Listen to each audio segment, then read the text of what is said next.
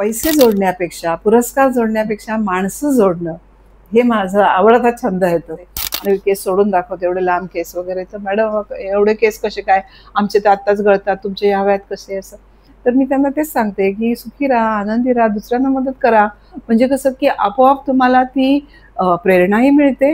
माझा एक छोटासा प्रश्न आहे. हा, अवयवदान मग पूर्ण देहदान पण करू शकतो? देहदान पण करू शकतो. जेव्हा आपण बोलू शकत नाही तेव्हा हे कार्ड आपल्या घरच्यांना सांगतं की आपली इच्छा आहे. ही प्रेरणा पुढे पुढे जनरेशन मध्ये जात राहिली पाहिजे की आपण काहीतरी करावं समाजासाठी. आणि हे सगळं करणारा कोण आहे?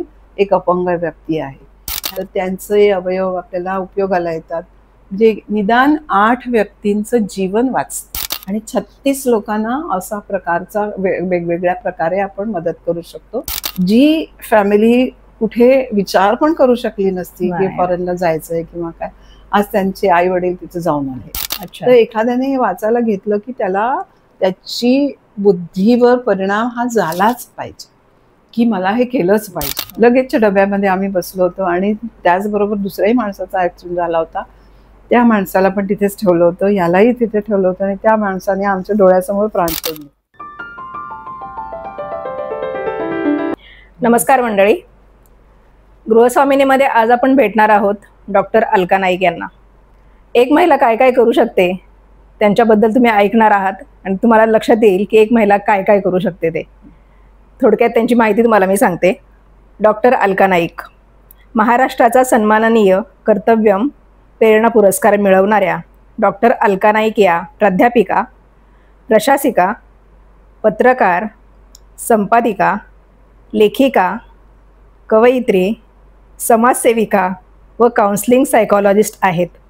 त्या मूळ गाव जैतापूरच्या असून प्राथमिक, माध्यमिक व कॉलेजचं शिक्षण त्यांचं मुंबईमध्ये झालेलं आहे. त्यांनी अतिउच्च शिक्षण घेतलं असून triple post graduation, MA, MCOM, MH, PhD अशा अनेक पदव्या त्यांनी प्राप्त केल्यात. खूप गौरवास्पद आहे. यापुढेही आहे आणखी. MPSC पास होऊन त्यांनी सचिवालयात मिळवलेली मानाची नोकरी सोडून शिक्षकी पेशात आपली कारकीर्द गाजवली. प्राचार्या आणि प्रशासिका म्हणून उत्तम कार्य केलं. त्यांनी यशवंतराव चव्हाण मुक्त विद्यापीठासाठी 10 वर्ष प्रशासिका, कॉर्डिनेटर, मॉडरेटर, काउन्सिलर इत्यादी अनेक पदांवर कार्यरत राहून गौरवास्पद कार्य केलेलं आहे. तसेच त्या गरजूंना मोफत मार्गदर्शन व सल्लाही देतात. वृद्धाश्रम, association of blind, cancer patient इत्यादीसाठी त्या कार्यरत आहेत.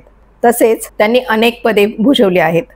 अनेक आंतरराष्ट्रीय सेमिनार्स, वेबिनार यामध्ये त्यांनी संशोधन प्रसिद्ध केलेलं आहे. कॅनडा TVवर 3 वेळा त्यांची संदेशपर मुलाखत झाली आहे. अनेक संस्थांच्या त्या सभासदही आहेत. त्यांना साहित्याची आवड असून भारताबरोबरच नेपाळ, श्रीलंका, इंडोनेशिया, मलेशिया इत्यादी देशांमध्ये विश्व साहित्य संमेलनास सहभागी होऊन अनेक काव्य संमेलनाचं अध्यक्षपद त्यांनी भूषवलेलं आहे. त्यांचा शब्दगंध हा कविता संग्रह व मधुगंध हा चारोळी संग्रह प्रकाशित आहे. अनेक मासिकांमध्ये लेख तसेच विविध कविता संग्रहामधून त्यांच्या कविता प्रसिद्ध आहेत. त्यांनी कैलास मानस सरोवर यात्राही पूर्ण केली असून शिक्षणाच्या प्रसारासाठी सुवर्णपदक प्राप्त, राष्ट्रीय शिक्षण पुरस्कार, जीवन गौरव पुरस्कार अमरावती, हिरकणी पुरस्कार, राष्ट्रीय श्रेष्ठ शिक्षक पुरस्कार इंदोर इत्यादी 75हून अधिक पुरस्कार त्यांना प्राप्त झालेले आहेत. केशदान, अवयवदान या चळवळीत त्यांचा सक्रिय सहभाग असतो. आणि यापेक्षा जर आपण सांगत बसलो ना तर संध्याकाळी कमी पडेल, इतकं त्यांचं मोठं काम आहे. मी एवढ्यातच थांबते आणि बाकी काही थोडक्यात माहिती त्यांच्याकडनं जाणून घेऊया. अशा श्रेष्ठ मॅडमला आज आपण भेटणार आहोत, डॉक्टर अलका नाईक यांना. नमस्कार मॅडम. नमस्कार सर्वांना. नमस्कार. आमचं आज भाग्य आहे की आम्ही तुम्हाला भेटतोय. नाही, खूप चांगलं कार्य तुम्ही करताय. कारण आम्हाला जे काही सांगायचं असतं ते सर्वांपर्यंत पोहोचण्यासाठी आपल्याला कुठल्या तरी माध्यमाची तर गरज असते. आणि तुमचं माध्यम म्हणजे तुमचं जे काही चॅनल आहे, आकाश भरारी म्हणा, युवांगण म्हणा किंवा पॉडकास्ट जे आहे ते सगळीकडे जात असतं.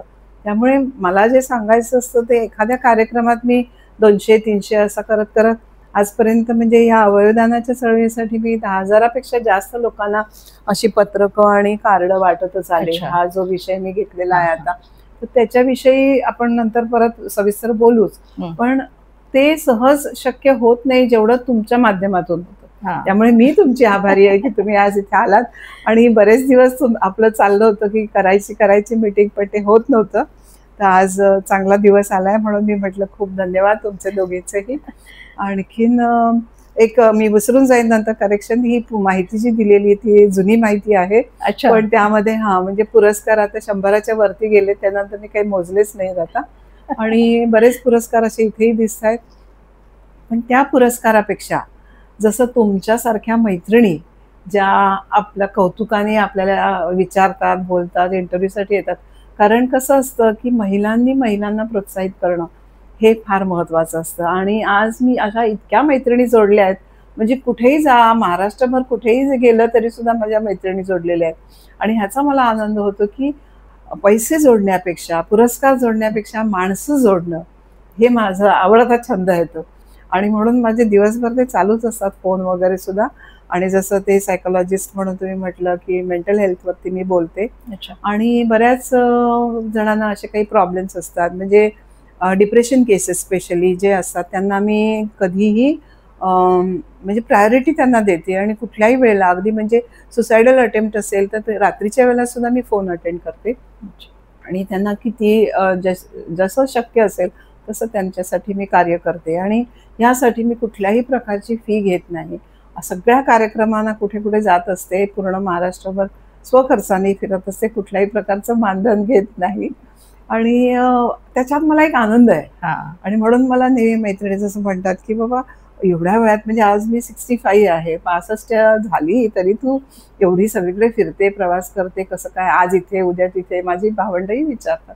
पण मला तेच असं वाटतं की सर्वांच्या सदिच्छा आहेत मैत्रिणींच्या. आणि हे कार्य जे मला असं वाटतं की मला ते दैवाने सोपवलेलंच आहे, ते अवयवदानाचं जे कार्य आहे, त्याच्यासाठी मी सगळीकडे जास्तीत जास्त प्रचार करत असते. अवयवदान आणि केशदान. केशदान हा विषय लोकांना तेवढा माहिती नाहीये. म्हणजे केस वाढवायचे, आपले केस वाढवायचे, कापायचे आणि त्याचे विग बनवायचे. आणि कॅन्सर पेशंट्सना ते विग आम्ही फ्री ऑफ चार्ज देतो. तर ग्रो अँड गिव्ह अशी आमची एक संघटना आहे. तर त्याच्या विवेक सर म्हणून डायरेक्टर आहेत, त्यांची संकल्पना. आणि त्यांच्या अंतर्गत आपण हे करतो. म्हणजे काही जरी झालं तरी त्या कॅन्सर पेशंटच्या डोळ्यातले अश्रू तर आपण तसे पुसू शकत नाही, त्यांना काही देऊ शकत नाही. पण ह्यामुळे एखादा जरी थेंब आपण कमी करू शकलो, त्या स्त्रियांच्या ज्या दुःख वेदना असतात, कर्करोगाच्या केमोथेरपीमुळे केस गळतात, आणि त्यासाठी आपण त्यांना हे मदत करतो. तर ते करत असतो. आणि ह्या सगळ्या गोष्टींचा आपोआप आपल्या मनावर, कुटुंबावर, नातवंडांवर, सगळ्यांवर परिणाम होत असतो. म्हणजे आज आता कसं माझ्या ट्रॉफीज बघून माझी नातवंड सुद्धा असं, अच्छा आजी मला पण असं मिळवायचंय, मला पण असं करायचंय, तू काय केलंस म्हणून एवढं तुला मिळतं. तर त्यांची आता कॉम्पिटिशन सुरू झाली. आणि धाकटा अगदी नर्सरीला आहे, तर त्याला सुद्धा आता अवॉर्ड मिळालं. तर तो इतका खुश झाला, म्हणाला सी आजी मला पण बक्षीस मिळालं. म्हणजे ही प्रेरणा पुढे पुढे जनरेशनमध्ये जात राहिली पाहिजे की आपण काहीतरी करावं समाजासाठी. एवढं आपण समाजाकडून घेतलं आजपर्यंत, तर काहीतरी आपण समाजासाठी करावं ही एक मनातली धारणा असते. आणि त्या अनुषंगाने माझं चालू असतं कार्य. तुमची सुरुवात मी आता वाचलं, त्यात तुम्ही म्हटलंय की मंत्रालयात तुमचा जॉब होता. मग तो सोडून तुम्ही ह्या क्षेत्राकडे. म्हणजे कसं झालं, ऍक्च्युली माझे वडील डेप्युटी कलेक्टर होते, त्यामुळे मला माहित होतं की ह्या जॉबचं महत्व काय आहे. पण मी MCOM व्हायच्या आधीच मला एक शिक्षकाचा, इकॉनॉमिक्सचा म्हणून तो एक जॉब मिळाला होता. टेम्पररी जॉब होता, पण तेव्हा मी शिकवायला लागले आणि मला इतकं ते आवडलं. आणि म्हणून मग मी ठरवलं की मी शिक्षक होणार असं. आणि मीनवाईल ते चालू असतानाच मला ह्याची ऑफर आली, MPSCचा रिझल्ट आला आणि तिकडनं जॉब, मंत्रालयातून चांगला जॉब. तर तेव्हा मला असं जाणवलं की तिथे काम जॉईन पण केलं मी मंत्रालय. आणि तिथे जाणवलं मला असं की ह्याच्यापेक्षा आज हजारो लाखो विद्यार्थी जे मी घडवू शकते त्यांना माझी जास्त गरज आहे. कारण हे काम कोणी ना कोणी करेल, पण मला जे करायचंय, विद्यार्थ्यांना जे घडवायचंय आणि त्यांच्यामध्ये राहून त्यांना घडवणं, त्यांच्यावर संस्कार करणं आजही, म्हणजे तेव्हा आपल्याला असं जाणवतं की आपल्याला जे माहित आहे ते ज्ञान नुसतं देण्यापेक्षा त्यांच्यावर संस्कार करणं आणि पुढची पिढी घडवणं हे महत्वाचं आहे. कारण आज आपण नुसतं बोलतो की ही पिढी बिघडून चालली आहे, त्यांना हे येत नाही, त्यांना ते नुसतं मोबाईल आहे आणि टी व्ही आहे आणि फॅशन करतात वगैरे असं तसं. त्यांना जर आपण आपल्या संस्काराची ओळखच करून दिली नाही तर त्यांना मग ते माहीतच नाहीये तर ते कसं करणार. अगदी खरं. तर त्यांच्यासाठी म्हणून मला ते, आणि शिवाय आपण आपलं मन सुद्धा कायम तरुण राहतं आपण मुलांमध्ये सतत राहिलो तर. आणि दुसऱ्या गोष्टी अशा असतात की कित्येक विद्यार्थ्यांचे मला असे प्रॉब्लेम्स दिसायला लागले की आपण त्यांना काहीतरी मदत करू शकतो. म्हणजे एके ठिकाणी असं असतं की एखादा इतका दुर्बल असतो की तो डिप्रेशन केसेस मधून जाऊन आजारी पडू शकतो, किंवा दुसरा विद्यार्थी इतका गुंडगिरी करत असतो की तो समाजाला घातक ठरू शकतो. हो. तर या विद्यार्थ्यांना चांगल्या माणसामध्ये, चांगल्या म्हणजे वर्तणूक त्यांची म्हणा किंवा एक चांगला माणूस म्हणून करण्यासाठी, म्हणजे स्पेशली ओपन युनिव्हर्सिटीची जी मुलं असायची की त्यांना जे काही घरदार नाही किंवा काही जणांना अभ्यासाला वेळ नाही, इंटरेस्ट नाही, पण तरीसुद्धा त्यामध्ये आल्यानंतर त्यांना कसं पुढे न्यायचं, त्यांना कसा सपोर्ट करायचा, ह्याच्यासाठी माझी खूप म्हणजे धडपड चालायची. म्हणजे ऑल 365 डेज मी वर्किंग होते त्यावेळेला, की सकाळी रेग्युलर कॉलेज करायचं, संध्याकाळी सेंटर चालवायचं, परत संडेलाही सुट्टी नाही, संडेला ते सेंटर चालवायचं. म्हणजे ॲक्टिव्हिटीज एवढ्या भरपूर चालायच्या. म्हणजे जसं आता तुम्ही म्हणत होता की आपण किती दिवस म्हणतोय प्लॅनिंग, तर तेव्हा म्हणजे मी इथं वर्किंग होते तेव्हा सुद्धा मी इतकं करत होते. पण आज सुद्धा रिटायर झाल्यानंतर सुद्धा माझ्याकडे तसा वेळ नाहीये. तीच म्हणजे आपण करत राहिलं की आपल्याला सुचत जातं. त्याला इच्छा आहे त्याला खूपच दिसत राहतं की हे करायचंय, अजून ते करायचंय. तसं आम्ही बरंच काही ना काही चालूच असतं. एवढं सगळं कसं जमवून आणता? एक आणि गृहिणी, घरातली गृहिणी म्हटल्यावर कुठल्याही गृहिणीला घरातली कामं, घरातली कामं असतात, नातवंडांची असतात, म्हणजे साफसफाईपासून सगळं असतं. आज सुद्धा सगळं जेवण मी केलंय. तर तेच मी म्हटलं की तुम्ही येणार म्हणून अगं त्यांनी जेवणही केलं.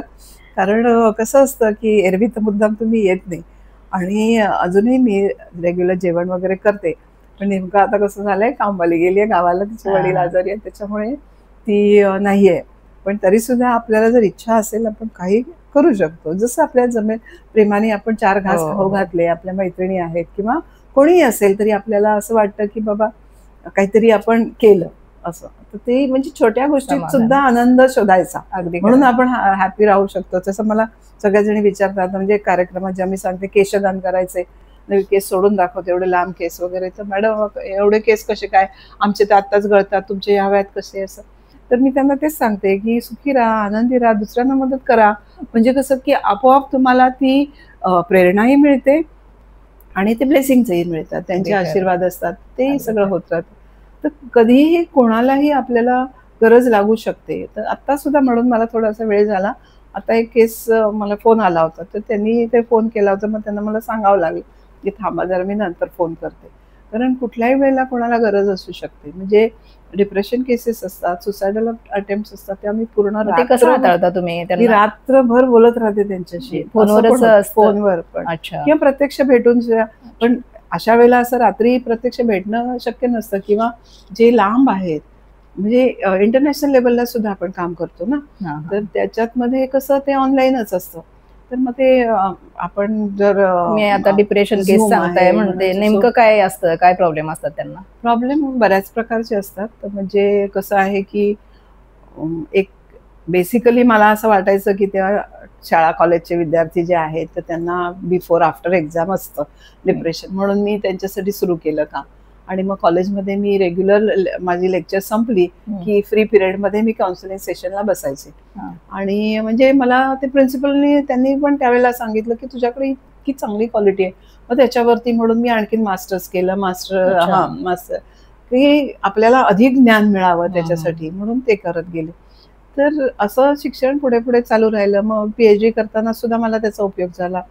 म्हणजे ओपन युनिव्हर्सिटीच्या विद्यार्थ्यांच्या समस्या यासाठी मी तो विषय घेऊन ते PhD केली. त्यामुळे मला तर सगळे समस्यांचे एवढे भंडारच होतं सगळ्यांचं ना, प्रत्येकाला काही ना काही असायचं. तर तेव्हा मला नेहमी असं वाटायचं की बघा आपण किती सुखी आहोत, आपल्याला किती देवाने दिलंय, आणि म्हणून मी नेहमी देवाला तेच सांगते, मला एवढं दे की मला दुसऱ्यांना देता येईल. तर याच ह्याच्यावर माझं अजून चालू असतं. तर बऱ्याच वेळेला कसं होतं की असतं लोकांकडे खूप, पण अगदी खरं आहे हे. हा, आणि हा, म्हणजे हा. कसं आपण अगदी सहज हॉटेलमध्ये वगैरे गेलो तरी 1000-2000 तर सगळे खर्च होतात. पण अगदी छोट्या छोट्या गोष्टीत म्हणजे मला तर असा जाणवला अनुभव, आमचं मराठी मंडळ इथे आम्ही चालवतो, तर केवळ 100 रुपये वर्गणी द्यायची सुद्धा लोक काकू करतात. तर आता सुद्धा दुसरं महाराष्ट्र मंडळ आहे आमचं, तर ते तिथे वर्षाचे बरेच कार्यक्रम वगैरे घेतात, मग तिथे सुद्धा 700 रुपये वर्गणी आहे. तर ते सुद्धा देताना बरेचसे मेंबर दरवर्षी, नाही यावर्षी मला जमणार नाहीये असं करतात. ही वृत्ती जी आहे ना, ही मला थोडीशी हे करायची की मराठी लोकांमध्ये हा विषय जास्त आहे. बाकी जर आपण म्हणतो ना की गुजराती किंवा जैन लोक एवढे कसे पटापट पुढे जातात, मारवाडी कसे पुढे जातात, त्यांचे जे आता आता ह्याच्यावरून व्हॉट्सअपवरून जे एवढे मेसेजेस असतात त्याच्यावरून आपल्याला हे कळतच असतं की ह्यांचं असं असतं, एकमेकाला ते खूप सपोर्ट करतात वगैरे. तर हे जर थोडं थोडं जरी प्रत्येकाने केलं की या संस्थेला, या नाही तर त्या संस्थेला, म्हणजे माझं म्हणून मी काय करते की कुठल्याही संस्थेला मदत करायची झाली तर प्रत्यक्ष त्याच्यात उतरते. असं नाही की बाबा पैसे दिले मोकळं झालं किंवा अमुक दिलं, असं नाही. त्यांचं काम बघते, तिकडे जाते. म्हणजे आता हे वरुड आहे अमरावती, तिथे ढगा गाव आहे, तिथेही कला जीवन संस्था आहे, तर प्रत्यक्ष तिथे जाऊन आले मी. त्या संस्थेचं काय काम चालतं? या संस्थेचं कसं आहे की हा जो कलाजीवन संस्थेचा अध्यक्ष जे आहेत तो स्वतः अपंग गृहस्थ आहे. अच्छा. म्हणजे लहानपणापासून अपंग असताना म्हणजे वडील उचलून शाळेत न्यायचे वगैरे अशी परिस्थिती होती, गरीब परिस्थिती. त्याच्यातनं त्याने झगडून शिक्षण घेतलं आणि अगदी छोट्याशा खोलीमध्ये आपल्या की दुसऱ्यांसाठी क्लास सुरू केले. म्हणजे चित्रकला इतकं सुंदर करतात की ते दुसऱ्यांना त्या चित्रकलेचं शिक्षण, कॅलिग्राफीचं शिक्षण, आणि हळूहळू करत मग लायब्ररी सुरू केली. गावात तिथे काहीच नाही मिळत ना, लायब्ररी सुरू केली. तर पहिल्यांदा त्याच्या लायब्ररीला पुस्तकं त्यांच्या मी दिली, त्यामुळे त्यांनाही त्याचं खूप कौतुक, आणि स्वतः इथून उचलून न्यायचं आणि तिथे द्यायचं, असं तेव्हा मी केलेलं.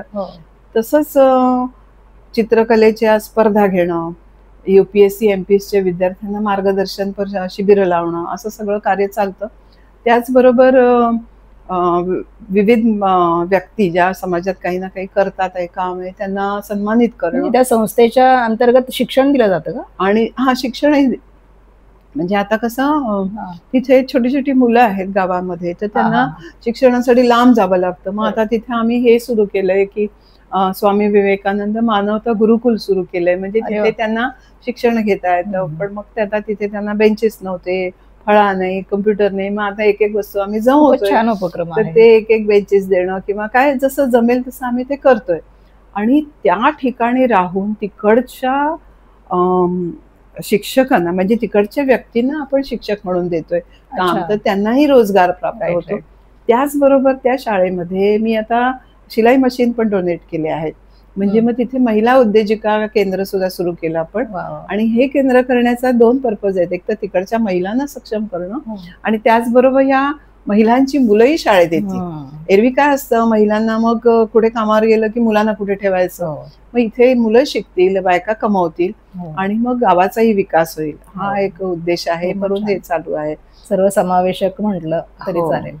आणि चित्रकलेच्या स्पर्धा म्हटलं तर मागच्या वर्षीच्या ह्याच्यात 50,000 जास्त विद्यार्थ्यांच्या परीक्षा आपण घेतल्या, त्याच्यात चित्रकला स्पर्धा घेतल्या, आणि त्यांना सिलेक्टेड 500 लोकांना अमरावतीला बोलवून त्यांना सन्मानित केलं. आणि हे सगळं करणारा कोण आहे? एक अपंग व्यक्ती आहे. ह्याचं मला भारी कौतुक आहे की बाबा लोक म्हणतात मला काही नाहीये, माझ्याकडे हे नाहीये, ते नाहीये. एवढ्या गरीब परिस्थितीतून येऊन अपंग असून सुद्धा त्यांनी एवढं सगळं केलं. आणि असं नाही की बाबा खूप शिक्षित लोक होते आजूबाजूला, काही नाही. हळूहळू करत गेला, जिद्द, आणि जिद्दीवरती हा माणूस दिल्लीपर्यंत त्याला पुरस्कार मिळाला. तर त्याच्याबरोबर आता माझं जास्त कार्य चालू आहे सध्या. तर त्याचाही आमचा पुरस्कार सोहळा आहेच आता पुण्यामध्ये. हे चालूच असतात हे कार्यक्रम असे, आणि जेणेकरून जास्तीत जास्त लोकांपर्यंत ही माहिती पोहोचवता येते. नक्कीच नक्कीच. किती वर्ष झाले त्या संस्थेला? संस्थेला आता बरीच वर्ष झाली, म्हणजे 7-8 वर्ष हे चालूच आहे, जेव्हापासून मी जोडली आहे. आणि रजिस्ट्रेशन वगैरे झालेला नंतर झालं ते, पण आता ATGचं सर्टिफिकेट वगैरे आहे, म्हणजे लोकांना डोनेशन पण देता येते. हा, आणि त्याच्याशिवाय आपण जे पुरस्कारित व्यक्ती आहेत त्यांचा एक पुस्तक डेटा कलेक्ट केलाय आणि पुस्तक पण प्रकाशन करतोय, स्मरणिका. म्हणजे त्या स्मरणिकेत त्यांचं माहिती राहिली तर ती सगळीकडे जाईल बरोबर. आणि जेणेकरून त्यांनाही एक असं वाटेल की बाबा मी हे कार्य केलंय, तो 10 पटीने आणखीन जास्त कार्य करतो, कोणीही व्यक्ती अगदी असेल खरं. तरी. कौतुक हा. झालं की जरा हो, बरोबर. बरं वाटतं समोरच्याला. ते चालूच आहे. दुसरा प्रश्न असा आहे की अवयवदान हा, आणि केशदान यावर तुम्ही काम करता बरोबर. आणि हे तुमचं पुस्तक आहे, हा तर याविषयी सविस्तर काय सांगाल हा तुम्ही? ते दुसरी पण जी 2 पुस्तकं आहेत ना, म्हणजे मी पूर्वी त्याची प्रत्येकात ही माहिती पण तर देतच मॅडमची होते. पुस्तकं आहेत आणि याविषयी आपण बोलणार आहोत. आता ही जी पुस्तकं आहेत, हे पुस्तक जे आहे हे लहान मुलांच्या जिल्हा परिषद शाळेतल्या लहान मुलांच्या कविता आहेत. अच्छा. हे माझं 4थं पुस्तक आहे. याच्यापूर्वी पण वेगवेगळ्या ठिकाणच्या, म्हणजे कणकवली आहे, पुणे आहे, दौंड, कोरेगाव भिवर अशा ठिकाणी हा, हा. अगदी गरीब विद्यार्थी, वीटभट्टी कामगार, ऊसतोड कामगार ह्यांच्या मुलांच्या कविता अरे वा. गोळा करायच्या, अशा हा, हा. छोट्या छोट्या मुलांच्या, आणि 1ली ते 7वी पर्यंत. आणि त्यांचं संपादन मी करते आणि त्याचं प्रकाशन स्वखर्चाने करते. प्रत्येक मुलाला 10-10 कॉपीज वगैरे देते. खूपच छान. आणि हे सगळं म्हणजे मॉरिशस, मालदीव, नेपाळ, इंडोनेशिया अशा ठिकाणी ह्याची प्रकाशनं करते. म्हणजे त्या वा. मुलांचं स्वप्न हम्म. कुठपर्यंत आपण पोहोचवू शकतो. तसंच ते प्रत्येक पुस्तकामध्ये, म्हणजे माझ्या कवितेच्या पुस्तकातही त्या विद्यार्थ्यांचं हे पण फोटो वगैरे पण हा, देतो हा. त्याच्यात ती. तसंच आता हे हा. सगळे छोटे विद्यार्थी, तर प्रत्येक पुस्तकामध्ये आपण ते माहिती पण देत असतो. हा, हा. ह्याची अवयवदानाचं कार्ड आणि हा. त्याची अवयवदानाची माहिती ही सगळी माझ्या सगळ्या पुस्तकांमध्ये असते. ही 2 पानी माहिती असते. म्हणजे हे जे आहे अवयवदानाचं पत्रक आहे, ह्याची माहिती, आणि हे कार्ड असतं. हे शुभेच्छा अवयवदान पत्र असतं. म्हणजे कसं असतं की आपण जेव्हा बोलू शकत नाही त्यावेळेला हे कार्ड बोलतं. हा. म्हणजे ह्याच्यावरती आपलं नाव, पत्ता, ॲड्रेस लिहायचं आहे. आपल्याला जे काही म्हणायचंय, कुठला अवयव दान करायचं आहे किंवा काय, ओके. ते ह्याच्यावर लिहायचं आणि आपली सही आणि आपल्या विटनेसची सही करून हे ATM सारखं कायम आपल्या जवळ ठेवायचं. जवळ ठेवायचं. हा, कुठेही द्यायची गरज नाहीये. बरं. जेव्हा आपण बोलू शकत नाही तेव्हा हे कार्ड आपल्या घरच्यांना सांगतं की आपली इच्छा आहे, आणि ऑलरेडी ओके. त्यांना आपण विटनेस म्हणून ठेवलेलं असतं, हा, हा. त्यांना सांगितलेलं असतं. त्यामुळे पुढची कारवाई पटापट होते. हा. कारण कसं असतं की अमुकच वेळेत ते झालं पाहिजे, तर नाही झालं तर ते अवयव आपल्याला फुकट जातात. अच्छा, तर अच्छा. ते डॉक्टरांसाठी हे खूप उपयोगाला येतं की ह्या व्यक्तीची ही इच्छा आहे, मग आपण हे करू शकतो. निर्णय घेणं सोपं पडतं. Right. आणि जर माझीच इच्छा असेल तर मग त्या घरच्या व्यक्तींना, फॅमिलीला कठीण जात नाही. काय करायचं, कसं करायचं, काही वेळेला दुमत असतं हो. बहीण भावंडांमध्ये हम्म. की आई वडिलांचं काय करायचं किंवा हम्म. नको करूया, किंवा तरुण मुलं गेली हो. त्यावेळेला तर खूपच प्रश्न असतो. हो. आणि गरज कशी असते, आपल्याला ब्रेन डेड असेल तर त्यांचे अवयव आपल्याला उपयोगाला येतात. म्हणजे निदान 8 व्यक्तींचं जीवन वाचतं. अच्छा. आणि 36 लोकांना असा प्रकारचा वेगवेगळ्या प्रकारे आपण मदत करू शकतो. म्हणजे अगदी स्किन पासून सगळ्या वस्तूंचा आपल्याला, म्हणजे सगळ्या प्रकारच्या विभागांचा आपल्या देहाच्या त्याचा उपयोग होऊ शकतो. तर हे छोटंसं कार्ड आपण एवढ्यासाठी केलंय की माझा बाबा, एक छोटासा प्रश्न आहे. हा, अवयवदान मग पूर्ण देहदान पण करू शकतो? देहदान पण करू शकतो. हा. हा, तर ते कारण आता कसं मेडिकलला मुलांना देह मिळत नाहीत हो. अभ्यासासाठी. मग ते भिकाऱ्यांचे वगैरे असे कुठले तरी, मग ते सडलेले कुचलेले, किंवा जे त्यांना नीट अभ्यासता येत नाही, तर ते त्यांना जर चांगला अभ्यास करायचा असेल आणि आपल्याला चांगले डॉक्टर्स निर्माण करायचे असतील तर आपल्याला चांगले देह मिळाले पाहिजे, तर त्याच्यातून त्यांना खरं काय ते शिकता येईल. आणि हे करण्यासाठी करायचे. आणि बऱ्याचशा बाहेरच्या देशांमध्ये कसं असतं की ते ऑर्गन डोनेशन वगैरे हे बाय डिफॉल्ट जातं. अगदी पण इंडियामध्येच आपल्याला धर्म अमुक तमुक हा, आपल्याला हे हा, असतं, हा. विधी करणं हे सगळं, तर त्या गोष्टीमध्ये आपण अडकून राहिलो. आणि जेव्हा आपल्यावर वेळ येते, आपलं कोणीतरी रक्तदानासाठी बघा ना, छोटीशी हो, हो. गोष्ट असते, पण आज ब्लड बँक आहेत हो. म्हणून आपल्याला ते मिळतंय. अगदी खरं. नाहीतर पूर्वी कशी परिस्थिती होती की कोणी जरी असेल तर पटकन तिथे गेल्यावरच तो माणूस वाचत असेल. हो. तर तसं न करता आपल्याला अवयवदानचं सुद्धा कसं आहे, कित्येक लाखो लोक लाईनीमध्ये आहेत. अच्छा. म्हणजे असं नाही की बाबा तुम्हाला काय झालं आणि माझ्याकडे ऑर्गन आहे तर मी तुम्हाला देऊ शकते, असं होऊ शकत नाही. आज नोटाचा, म्हणजे गव्हर्नमेंटचा जो नियम आहे त्याप्रमाणे जे नंबर असतील त्यांनाच ते मिळणार. हो. कारण कसं की किडनी विकणं वगैरे हे जे सगळे प्रकार हा, होत हा. असत, हा. गरीब श्रीमंत असं, त्याच्यातनं गरीबाला पैसे देऊन त्याचे अवयव घेतले जायचे, हे सगळं बंद केलं. अच्छा. त्यामुळे आम्हाला जे डोनेट करायचं असेल आपल्याला, ते ज्याचा नंबर असेल त्याच्यामध्येच जाईल. तसं मला असं आठवतं विलासराव देशमुखांना सुद्धा असं झालं होतं, त्यांना ते मिळालं नाही, कारण ज्या वेळेला ज्याचा नंबर असतो त्यालाच ते मिळतंय असं होतं. तर ते जर फॅमिलीचं असेल तर चालतं, बहीण भाऊ असतात, आई वडील असतात, मुलं असतात, म्हणजे एकमेकाला देऊ शकतात. आणि अशी आमच्याकडे कित्येक उदाहरणं आहेत की बहिणींनी, राजन पाटकर म्हणून आहेत आमचे, तर ते बहिणींनी त्यांना किडनी दिलेली आहे.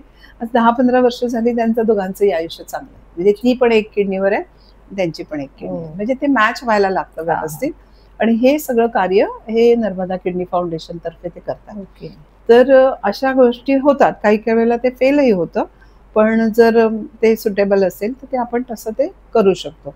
तर ही सगळी माहिती, आता हे जे म्हणालात तुम्ही समर्पण, हे समर्पण माझं हे जे आत्ताचं पुस्तक आहे, हे दिल्लीला सुप्रिया सुळे खासदार यांच्या हस्ते याचं आता प्रकाशन झालं अखिल भारतीय मराठी साहित्य संमेलनात.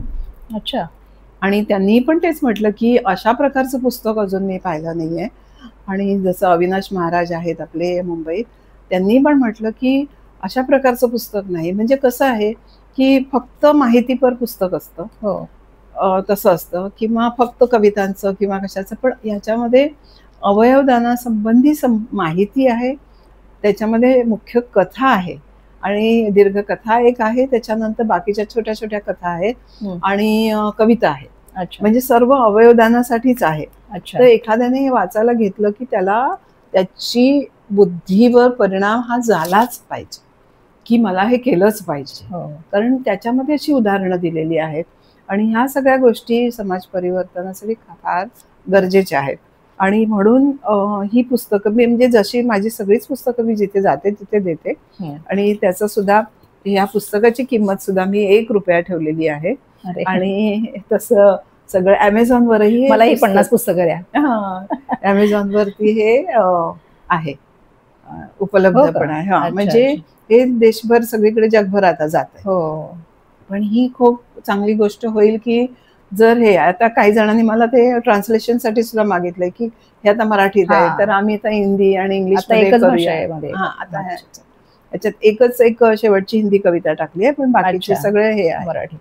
तर तर त्याच्यातली ह्याची जी कविता आहे ती मी तुम्हाला वाचून दाखवते, अवयवदानाच्या संदर्भातली आहे. अवयवदान करा आणि नवजीवन द्या, हा आपला लोगो असतो, कायमच हे स्लोगन असतं सगळीकडे. देहदानाचा संकल्प करूनी मरणाशी करावे साटे लोटे. देहदानाचा संकल्प करूनी मरणाशी करावे साटे लोटे. नियतीचा खेळ समजूनी स्वीकारावे वास्तव मोठे. दैवगतीचा फेराचा आगळा, दैवगतीचा फेराचा आगळा, जाळूनी टाकी सारा अहंकार. नियतीचा हा डाव वेगळा, सरणावरती गर्दी फार. यामुळे आपण सरणावरची गर्दी पण कमी करू शकतो. माझे तुझे असे नसते काही, माझे तुझे असे नसते काही, प्राक्तनाचे हे खेळ सारे. क्षणात उलटे फास दैवाचा, क्षणात उलटे फास दैवाचा, अंगावर उमटती शहारे. वाचताना सुद्धा माझ्या अंगावर शहारे येतात. मनास देई तीव्र वेदना, मनास देई तीव्र वेदना, अंतिम क्षणी स्मृतींचे चर. काही ना काही आठवत असतं, हे राहिलं ते राहिलं. दोष न द्यावा ईश्वराला, दोष न द्यावा ईश्वराला, दुःखात पडेल अजूनही भर. विश्वास ठेवा परमेश्वरावरी, विश्वास ठेवा परमेश्वरावरी, जिजवावा देह चंदनापरी. चरणी लीन व्हावे आयुष्यात, मनस्वी पूजा होईल ही खरी. देहदानाचा संकल्प करूनी यावे जन्मा पुन्हा परतुनी, यावे जन्मा पुन्हा परतुनी. खूपच छान.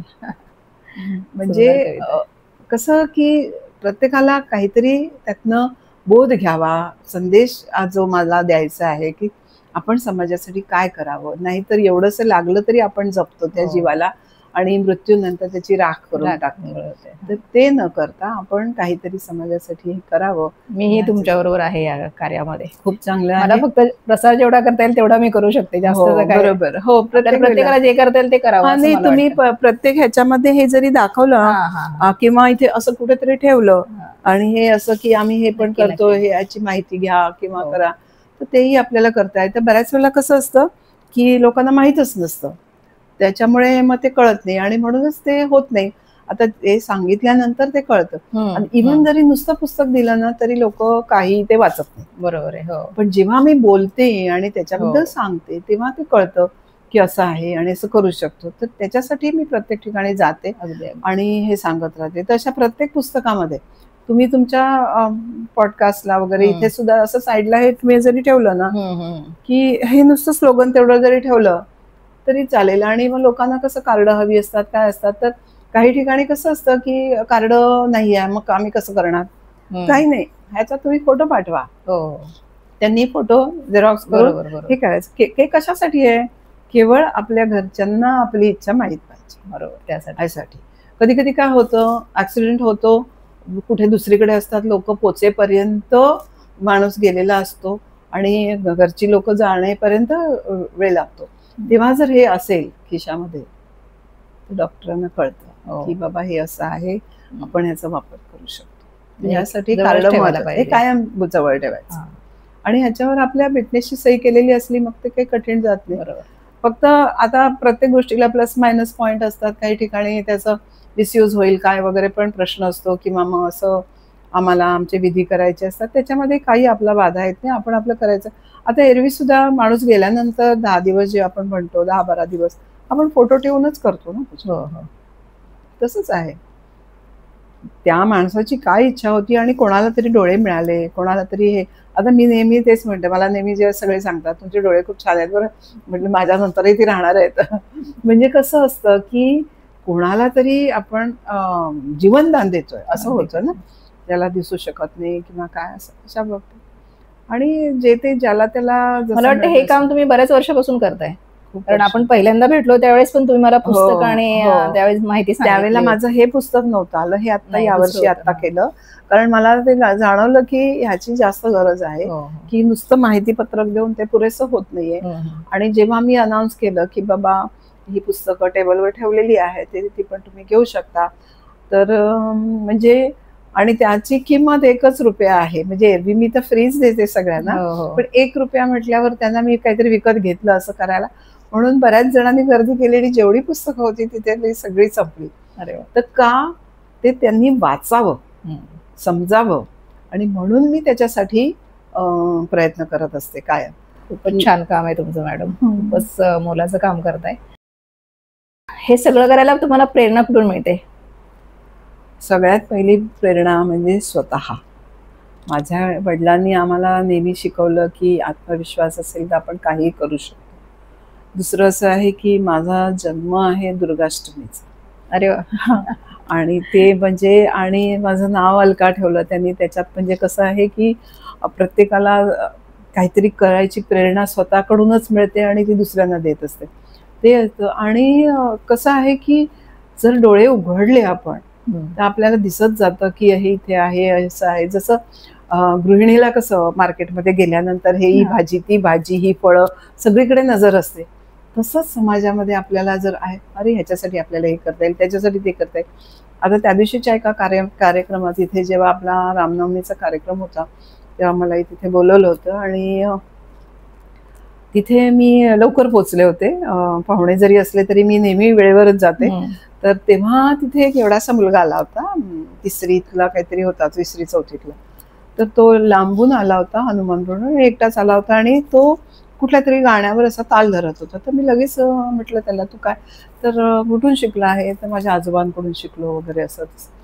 तर त्याला मी सगळे प्रश्न विचारले आणि त्याच्याकडून हे करून घेतलं. आई घरकाम करते, हे करते.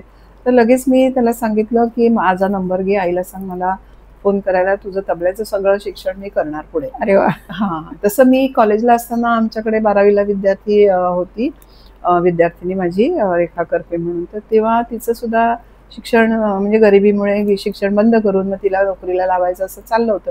तिचा आवाज खूप सुंदर. खूपच छान होता. तर तेव्हा मी ठरवलं की काही जरी झालं तेव्हा तिच्या घरी जाऊन तिच्या आईवडिलांना भेटले की तिची जबाबदारी मी घेते. 3 वर्ष तिचं पुढचं शिक्षण जे आहे ग्रॅज्युएशनचं ते सगळं मी करीन. होय नाही करताना ते तयार झाले. मग मी शशांक कट्टीना SNTTला भेटले जाऊन ह्याला गाण्याच्या ह्याच्यासाठी. मग बरं. संगीतमध्ये तिने MA केलं. अरे वा. हां, तर ते सगळं शिक्षण मी पुरं केलं तिचं. त्यानंतर आज आता ती स्वतःचे गाण्याचे कार्यक्रमही करते, संगीत विशारदही केलं तिने. वा, वा, वा. म्हणजे आणि ती पूर्ण फॅमिली घडली आणि खरोखर सुंदर गाते ती. तर ती नोकरी पण केली आणि हे पण केलं आणि घरही चालवलं. आई आजारी असते सतत. तर म्हणजे साधी अगदी भाजी विक्रेती फॅमिली असं. तर इथपासून ते इथपर्यंत आल्यानंतर म्हणजे असं बघितल्यावर वाटतं अरे चला आपण काहीतरी चांगलं केलं असं. खूप चांगलं आहे. म्हणजे असे बरेच संसार घडवलेत मी, कितीतरी मुलं घडवली आहेत अशी की ज्यांचे यशवंतराव मधली तर ओपन युनिव्हर्सिटीची कितीतरी मुलं घडवली. त्याच्यातलं एक तर म्हणजे आज ते पूर्ण जे 10वी पास होणे मुश्किल होते त्यांना 10वीच्या परीक्षा म्हणजे मी तर त्या मुलांना घेऊन सेंटरवर जायची त्यांच्या 10वीच्या सेंटरला. आमच्याकडे 10वी नव्हतं, आमच्याकडे प्रिपरेटरी असायची की ज्यांची 10वी झाली आहे त्यांना पुढचं ग्रॅज्युएशन, पण 11वी 12वी असायचं. पण ज्यांचं नाही झालंय त्यांना 10वीची परीक्षा गव्हर्नमेंटची ती द्यायला लागायची. तर त्या विद्यार्थ्यांना मी 10वीच्या परीक्षेला सुद्धा घेऊन गेलेली आहे. तसंही करायची. नाही तर ज्यांची प्रिपरेटरी, कारण प्रिपरेटरी करून मग पुढे गेल्यानंतर त्यांना लॉ बोर्डला प्रॉब्लेम येतो. लॉ करता येत नाही त्यांना. नुसत्या 12वीच्या बेसवरती लॉ नाही, त्यांना 10वी अच्छा. 12वी सगळं लागतं. मग ते सगळं अभ्यासलं मी की असा प्रॉब्लेम येतो म्हणून मग मी त्यांना ते पण करून घ्यायची की तिकडे पण चालायचं. मग त्यांच्यासाठी स्पेशल क्लास मी आमच्या ह्याच्यात केंद्रातच चालू केला होता की हे करू शकतो. सांगायचं काय तात्पर्य, तर तो जो मुलगा तो आज दुबईला जाऊन त्याने जॉब केला, त्यानंतर परत आला, फॅमिली केली, त्याच्यानंतर परत US ला गेला, आता US ला जॉब करतोय तो. म्हणजे जी फॅमिली कुठे विचार पण करू शकली नसती की नाही. फॉरेनला जायचंय किंवा काय, आज त्यांचे आई वडील तिथे जाऊन आले. खूपच छान असं. तर ही जी गोष्ट आहे ते आपल्याला असं वाटतं की आपण किती काही केलं समाजासाठी तरी कमीच आहे खरं म्हणजे. बरीच उदाहरणं आहेत अशी की एक विद्यार्थी तर म्हणजे मी नाईट कॉलेजला होते गोरेगावला, त्यावेळेला ट्रेन ट्रॅकवर ॲक्सिडेंट झाला तर कोणी बघायला तयार नव्हतं. पण मी नेहमी विद्यार्थ्यांना सांगायचे की बाबा तुम्ही आय कार्ड घाला, आय कार्ड कंपल्सरी आहे सगळीकडे. मी सगळ्यांना सांगते, इव्हन मी सगळ्या नोकरी करणाऱ्या बायकांनाही सांगते कायम आपल्याकडे एक आय कार्ड असावं. तर तिथे ट्रेनचा फटका लागून एक आमचा विद्यार्थी पडला. मग मी त्याला ते सगळ्या मुलांना मेसेज पाठवला कॉलेजमध्ये आणि त्याला घेऊन भगवती हॉस्पिटलला गेले. तेव्हा मोबाईल नव्हते, नाईट हायस्कूल असायचं तेव्हा. तर तेव्हा 11वी 12वीच्या विद्यार्थ्यांसाठी मी तिथे शिकवायला जायचं. भगवती हॉस्पिटलला नेऊन त्याला ट्रीटमेंट दिली. मग त्याने बाहेर आणलं, मी तोपर्यंत बसले होते, 10:30 वाजले होते. असा हात फिरवला तर तिथे रक्त अजून डोक्याला. म्हटलं अरे तुम्ही मागे टाके घातलेच नाही, डोकं फुटलंय त्याचं. परत आत नेलं, कारण ते डॉक्टर येईपर्यंत ह्याच्यापर्यंत खूप थांबले होते आधी. म्हटलं सगळे पैसे मी देईन, सगळं जबाबदारी मी घेते. रेल्वेवाले सुद्धा उचलायला तयार नव्हते. तेव्हा मी भांडले आणि म्हटलं नाही तर मी कंप्लेंट करेन, मी जबाबदारी घेते, लिहून देते. तर असं करून ते नेलं होतं. आणि मग त्याचं परत त्यांनी केलं ऑपरेशन. मग त्याचे सगळे फॅमिली येईपर्यंत मी थांबले आणि त्यावेळेला रात्री 12:30ला भगवतीला मी तिथे होते. घरी यायला मला 2 वाजले. तर ते तेव्हा मोबाईल नाही, काही नाही, अशा घरचे फोन सुद्धा कोणाकोणाकडे नव्हते. पण त्या परिस्थितीत उमेश पाटील त्याचं नाव. तर आज त्यांचं कुटुंब 3 बहिणी आणि तो शेवटचा मुलगा त्यांचा. तर इतकं त्यांना हे वाटलं ना की आमचं कुटुंब त्याच्यामुळे म्हणजे किती सावरले ते. असं किती आशीर्वाद मिळतात. खूप आशीर्वाद. हा, तर अशा गोष्टी असतात. मग त्यावेळेला जो डिसिजन घेण्याचा तो जो क्षण होता तो माझ्याकडे असतो. असं लोक कसे घाबरतात, नाही बाबा मग पोलीस केस होईल, मग मला अडकायला होईल, काय होईल, कसं होईल. मला काय होतं, माझं ध्येय काय, त्याचं जीवन वाचवायचं काही जरी झालं तरी. तर मी ते तसं जसं होतं ते दुसरे एक सर चालले होते, फ्रान्सिस म्हणून ते वसईचे होते. त्यांना म्हटलं सर तुम्ही चला माझ्याबरोबर, काही करायचं नाही. लगेचच्या डब्यामध्ये आम्ही बसलो होतो आणि त्याचबरोबर दुसऱ्याही माणसाचा ॲक्सिडेंट झाला होता. त्या माणसाला पण तिथेच ठेवलं होतं, यालाही तिथे ठेवलं होतं आणि त्या माणसाने आमच्या डोळ्यासमोर प्राण सोडले. गोरेगाव ते बोरिवली तिथपर्यंत असं झालं. पण तिथे घाबरून जाऊन किंवा ते रक्त बघून अरे मला हे झालं, मला चक्कर आली, असं काही नाही. आपल्याला करायचं नाही ते केलंच पाहिजे. तर ते एक ध्येय असलं पाहिजे की वेळेला निर्णय घेता आला पाहिजे. जर मी सोडलं असतं, नाही बाबा मला कॉलेजला जायचंय, माझी रजा होईल किंवा आणि काय होईल, कोणाच्या लफड्यात कसं पडायचं. फक्त त्यांनी सांगितलं मुलांनी की हो आपलाच विद्यार्थी आहे, आय कार्ड, मी म्हटलं ना आय कार्ड असणं गरजेचं आहे. त्या आय कार्डच्या बेसवर मी त्यांच्याशी भांडले रेल्वेवाल्यांशी, हा माझा विद्यार्थी आहे, चला उचला पटकन पहिलं. बरोबर, असं करून ते मी दिलं. तर ह्या गोष्टी असतात आणि हा आत्मविश्वास जो आहे आमच्या वडिलांनी दिला. काय डेप्युटी कलेक्टर होते मुंबईचे, विचार करा, रामचंद्र कोंडेकर. हा, तर त्यांनी कधीही एवढीशी गोष्ट, म्हणजे ऑफिसचं पेन पण ऑफिसमध्ये वापरायचं, इतकी शिस्त. घरचं काही ऑफिसला न्यायचं नाही, ऑफिसच्या गोष्टी घरी आणायच्या नाहीत किंवा ऑफिसच्या वस्तूंचा गैरवापर करायचा नाही. अगदी कायम वेळेत जायचं, वेळेत यायचं, ऑफिसचं कामही घरी नाही आणायचं आणि घरचं तिकडे जाऊन. तेव्हा तर मोबाईल फोन वगैरे पण काही नव्हते, पण खूप शिस्त होती, पण प्रचंड आत्मविश्वास. आणि प्रत्येकाने पोस्ट ग्रॅज्युएशन हे केलंच पाहिजे. खर्च मी करीन, सगळं करीन, पण पोस्ट ग्रॅज्युएशन प्रत्येकाने केलं पाहिजे आणि स्वतःच्या बळावर, स्वतःच्या नावावर तुम्ही ऍडमिशन मिळवा आणि स्वतःच्या नावावर नोकरी मिळवा. डेप्युटी कलेक्टर वडील आहेत म्हणून त्याचा उपयोग करून घ्यायचा नाही. ही सगळ्यांना शिस्त, आणि ते सगळे जणांनी तसं केलं. सगळ्यांनी म्हणलं तुम्ही 6 जण. हो का? आणि सगळ्यात धाकटी. हो का? बरं, तुम्ही एवढं आयुष्यभर एवढं खूप समाजसेवा केली, खूप काम केलेलं आहे आणि अजूनही करताय. तुम्हाला अनेक पुरस्कारांनी सन्मानित करण्यात आलेलं आहे. त्यातले महत्वाचे 5 पुरस्कार आम्हाला सांगावेत. तसे पुरस्कार तसे बरेच आहेत, 100च्या वर गेले आहेत, पण आत्ता जे इथे आहेत म्हणजे एकतर आपला महाराष्ट्र गव्हर्नरांच्या हस्ते कर्तव्य प्रेरणा पुरस्कार आहे. त्याच्यानंतर महाराष्ट्र भूषण पुरस्कार कलाजीवनचा आहे. जिजाऊ सावित्री पुरस्कार शैलजाताई मोळक शिवस्फूर्ती प्रतिष्ठानच्या, त्या महिलांसाठी खूप काम करतात. त्यांच्या हातूनचा जो सन्मान आहे तो फार मोठा आहे, कारण 8 मार्चला त्या दरवर्षी करतात आणि फक्त 8च महिलांना त्या सन्मानित करतात. म्हणजे 2-3 वर्ष त्या माझ्या मागे होत्या की आपण करूया, तर मलाच ते डेट देता येत नव्हती. त्यानंतर आपला WCPA वर्ल्ड काउन्सिलचा, आपण हा आपला वर्ल्ड काउन्सिल पार्लमेंट असोसिएशनचा एक सन्मान असतो. तर म्हणजे आपण इंटरनॅशनल लेवलला जे काम करतो त्याचं रेकग्निशन आहे. तसंच हा नशाबंदी मंडळाचा एक चांगला पुरस्कार आहे, त्यासाठी पण मी कार्य करते. हा, नशा मुक्त अभियान ह्याच्यासाठी सुद्धा कार्य चालूच असतं. तर तो कोल्हापूरला झाला होता तो सन्मान. तसंच सबला उत्कर्ष म्हणून महिलांसाठी कार्य करणारी संस्था आहे, तर त्यांच्यातर्फे सुद्धा आपण असं बरंच काही ना काही कार्य करतच असतो. तर हे असे पुरस्कार आहेत. आणि हा जो विशेष पुरस्कार आहे बोली भाषा, म्हणजे आज आपण मराठीला अभिजात दर्जा मिळाला म्हणून सगळेजण म्हणतोय, काही ना काहीतरी करतोय, पण त्याच्याही आधीपासून हे बोलीभाषा एकांकिका स्पर्धा गंगाराम गवाणकरांच्या संकल्पनेतून सुप्रिया चव्हाण म्हणून गोविंद चव्हाणांची मुलगी आहे, गोविंद चव्हाण हे पूर्वी चालवत असत, ते कोरोनामध्ये ते वारले, त्याच्यानंतर सुप्रिया चव्हाण करते आणि तिला मी जोडलेली आहे. तर बोलीभाषा जगवण्यासाठी बोलीभाषा एकांकिका स्पर्धा आपण घेतो आणि त्यासाठी सर्व प्रकारे मी त्यांना मदत करत असते.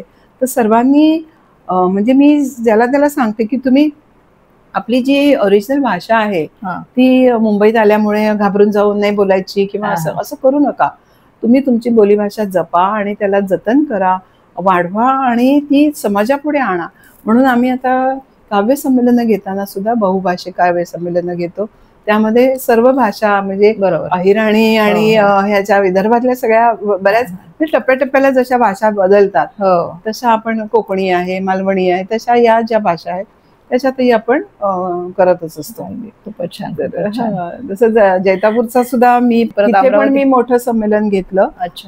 भागोजी शेठ खीर, दानशूर भागोजी शेठ यांच्या नावाने 5 संस्था मिळून आम्ही ते केलं आणि तो एक ऐतिहासिक होता इव्हेंट, कारण जैतापूरच्या पूर्ण पंचक्रोशी असं कधी झालेलं नाही की 5 संस्थांनी मिळून एखादा कार्यक्रम करणं, आणि ह्या 5 संस्थांना जोडणारी मी एकटीच होते आणि मी ते सर्व कार्य केलं. भागोजी शेठ खीर हे एक दानशूर व्यक्तिमत्व होऊन गेलं, म्हणजे शिवाजी पार्कचं जे स्मशानभूमी आहे ती त्यांनी डोनेट केलेली आहे.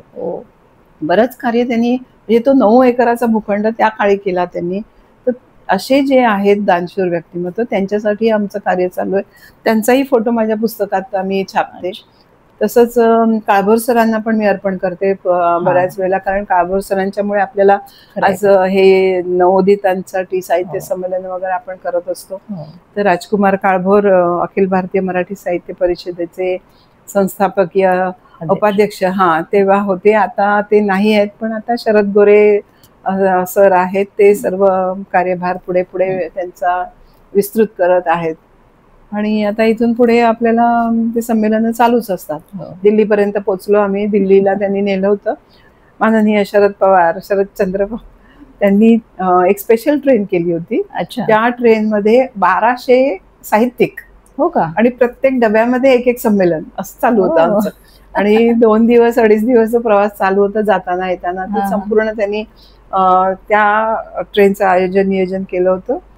तिथे आम्ही संमेलन जेव्हा घेतलं तर ते सुद्धा एक वेगळा मंच करून आपण त्याच्यावर साहित्य संमेलन घेतलं. कशासाठी?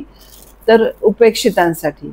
केवळ जे प्रस्थापित आहेत तेच फक्त या साहित्य संमेलनात भाग घेऊ शकतात किंवा त्यांच्याच कविता सिलेक्ट होतात आणि वर्षानुवर्ष तेच लोक त्याच्यावर अधिराज्य करतात. हे मोडून काढण्यासाठी शरद गोरे सरांनी आपण हे केला होता, वेगळा मंच दिला होता, संभाजीराजे विचारपीठ असं म्हणून. आणि त्याच्यावरती आम्ही 2 दिवस सतत काव्य संमेलन करत होतो. सगळे गावागावातून आलेले नवोदित कवी, त्यांना आपण सन्मानित केलं. तर आता ती ट्रॉफी ह्याच्यात माझ्याकडे नाहीये.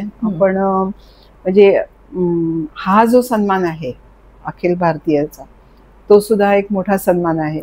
असं प्रत्येक जण असं काही ना काही करत राहिलं तरच ही पुढे जाणार आहे. आणि म्हणून मी म्हटलं की बोलीभाषा संवर्धन, गंगाराम गवाणकरांना खरोखरच नमस्कार. तुम्ही जरी कधी आला तर आमच्या गावाशी जरी तिथेच राहतात ते, मी त्यांच्या घरी पण जाते. आणि एक संमेलन मी ह्या मुलांचं जे काव्य संमेलन आहे ना, त्या छोट्या मुलांना, त्यांना रत्नागिरीहून तिकडे घेऊन गेले होते त्यांच्या घरी. आणि तिथे आम्ही काव्य संमेलन केलं. तर गंगाराम गवाणकर सुद्धा म्हणाले की म्हणे मी इतकी मोठी मोठी संमेलनं केली, गाजवली, कुठे कुठे अध्यक्ष होतो, पण ह्या चिमुकल्यांबरोबरचं हे संमेलन खूपच म्हणे मला आवडलं आणि कायम लक्षात राहील. आनंद झाला त्यांना सुद्धा. खूपच छान मॅडम, तुमच्याकडनं खूप महत्त्वपूर्ण माहिती मिळाली आणि ही जगभरात पोहोचो अशी मी आशा करते. जास्तीत जास्त लोकांपर्यंत पोहोचो.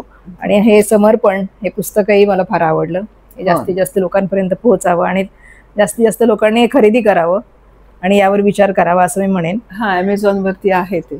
आणि त्यामध्ये जी कथा आहे, नेत्रदानाची कथा आहे, त्या कथेवर सुद्धा तुम्ही कथा वाचन करू शकता. अतिशय सुंदर कथा वाचन होऊ शकतं. म्हणजे सगळ्या कथा, कविता जे काही आहे ते तुम्हाला मी दिलेलं आहे. तुम्ही त्याचा कसाही वापर करू शकता. कारण माझा उद्देश हाच आहे की ते लोकांपर्यंत जावं आणि लोकांनी त्यातनं काहीतरी घ्यावं. खूप खूप धन्यवाद, तुम्ही वेळ दिलात. तुम्ही आल्याबद्दल तुमचे धन्यवाद. धन्यवाद मंडळी. धन्यवाद.